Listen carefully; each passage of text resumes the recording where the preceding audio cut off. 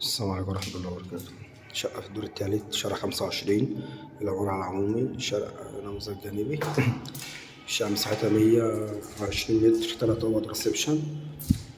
ده الريسبشن بتاعنا اهوت، كاملة العدادات، كهرباء ومية وغاز، 2 أسانسير. ريسبشن قطعتين معانا اهوت مرتاح.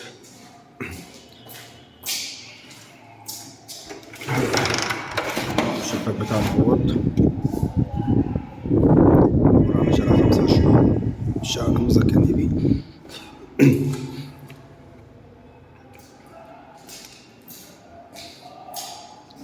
ده عندنا طرق التوزيعية. ده كده عندنا المطبخ، كان البوتاجاز، التلاجة والغسالة، المطبخ بتاعها مرتاح اهوت. ده الحمام، الشقة اللي عندهم والبانيو اهوت مرتاحين.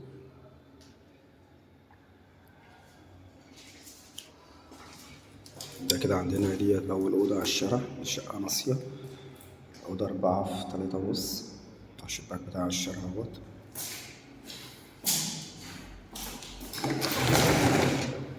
الشارع بتاعنا شارع 6 متر.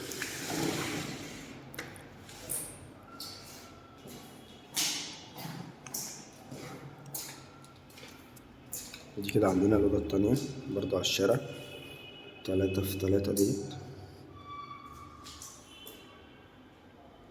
دي الأوضة التالتة في البلكونة، دي 4 في 3.5، برضه على الشارع، في الشارع كلها لمتين. شقة ناصية، العمارة على 25 عمومي، شقة نموذج جانبي.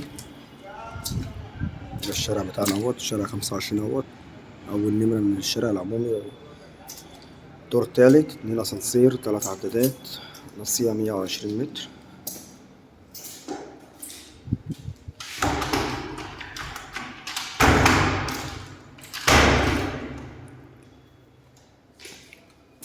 شايفين كده 3 أوض مرتاحين، مطبخ وحمام مرتاحين، ريسبشن معانا اهوت، شركة عتال، كاملة العدادات، كهرباء ومية وغاز. أنا بارك لصاحب النصيب. السلام عليكم ورحمة الله وبركاته.